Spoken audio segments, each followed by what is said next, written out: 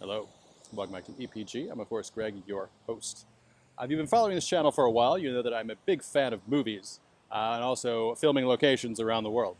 And Chicago is no different. There have been a host of movies that have been done in Chicago, TV shows, radio shows, lots of magazines, lots of newspapers. And I would like to take you on a little tour and show you around from what I've learned from some tours that I've taken. So the very first thing I want to share with you is that, which is the Buckingham Fountain. And it was not a show I was allowed to watch growing up, but of course this was the intro fountain to Married with Children. So that is where we're going to start, and yeah, thanks for joining me. If you're a fan of the film Sinners, and you stay for the post-credit scene at the end, you would see an older gentleman with claw marks on his face, representing an older Sammy, which is supposed to be up here in Chicago. That older character is played by this gentleman, Mr. Buddy Guy, and this is his club, Legends, that was supposed to be portrayed in the film. Although it was not filmed here, it was filmed in New Orleans. They wanted to make it seem like it was his club. And so this is the Art Institute of Chicago, made famous in Ferris Bueller's Day Off, of course. But also, if we turn around this way a little bit, this sign right here indicates that this is the actual start of Route 66. So it winds from Chicago down to LA, as Chuck Berry would say. If you grew up in the 90s like I did, you know there was one very important talk show host that meant a lot to Chicago. This host would have interesting guests on all the time, and they would actually film in that NBC studio back there. And of course, I'm talking about the immortal Jerry Springer. And also this is the Chicago Tribune building. And I mean, basically one of the greatest newspapers to ever come out of the United States. But one of the things I like about this building, especially being a world traveler, is that they have pieces from various locations all around the world that they put into the actual side of the building. Like right here, this is part of the Alamo. They have some of the cathedral in Norway. So they have also stuff from Cambodia down that way. They have a couple pieces of the Great Wall of China. Lots of interesting pieces that they just kind of affixed here. They even have a piece of the Berlin Wall somewhere. There are over 100 pieces from all around the world that have been put onto this building, including a piece of twisted metal from Ground Zero in New York. So for this next place, we actually have to go underground. So let's go.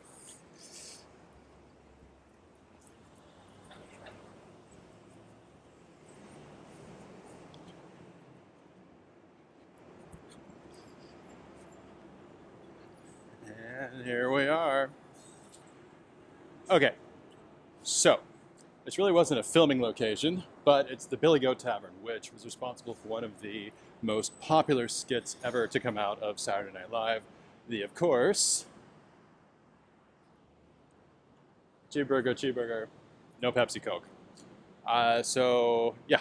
And again, I have to say that this is a great place to come to. It's not that expensive to get, good food. So yeah, if you have a minute and you're hungry, come to the Billy Goat Tavern. And so continuing with 70s television, this is actually the building where the Bob Newhart show began. And if you're feeling like you need to, talk to Bob Newhart, there is actually a sculpture down at Navy Pier with a couch, because he played a psychiatrist in the show, where you can go and you can chit-chat with him. And behind me is the Allerton Hotel, where Mr. Don McNeil hosted the very popular radio program, The Breakfast Club, and he did that for over 35 years, making him the longest-running host of any program in American history.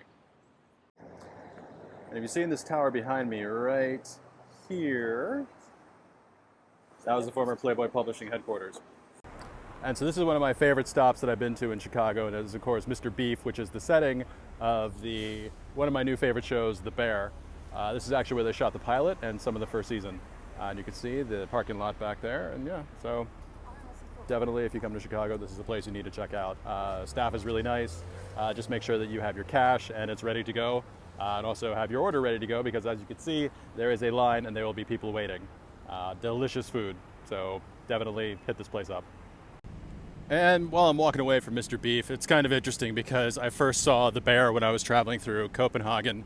So it's interesting, kind of a personal bookmark to actually come and see the place that I saw when I was traveling. So here I am in front of City Hall, which is, of course, the ending point of the seminal film The Blues Brothers. All right, and behind me is the old post office. And I say old because it kind of fell into disrepair and less use over the years. This was where they primarily sent out Sears catalogs, and then when Sears' business started going down, they kind of shut down the post office. But it was reopened as a bank in 2008's The Dark Knight.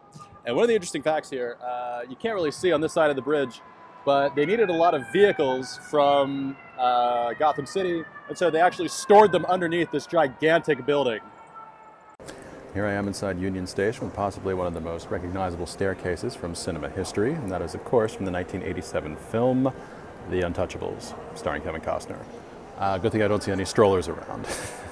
But to me, the number one filming location in Chicago is actually located right outside, the one that sends my millennial heart aflutter. And since I don't have a car, I need to take public transit to get there, and I'm going to bring you along. So here we go.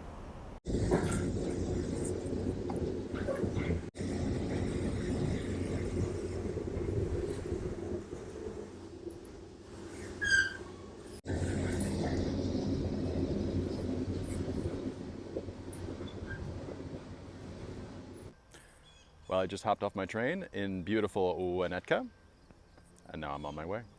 So as I'm walking to this location, I think it's important to understand how important culturally this film was, especially in the time period. In the early 90s when it came out, it kind of hit the scene like a cultural firebomb. Everybody loved it, it made a whole lot of money, and it was very popular all around the world. So much that children who were born in the early 90s in Germany, boys, shared the name of the protagonist. So anybody you know that was born in that time in Germany was named after this guy. So we are almost there. Ta-da! Of course, I'm talking about the Home Alone house.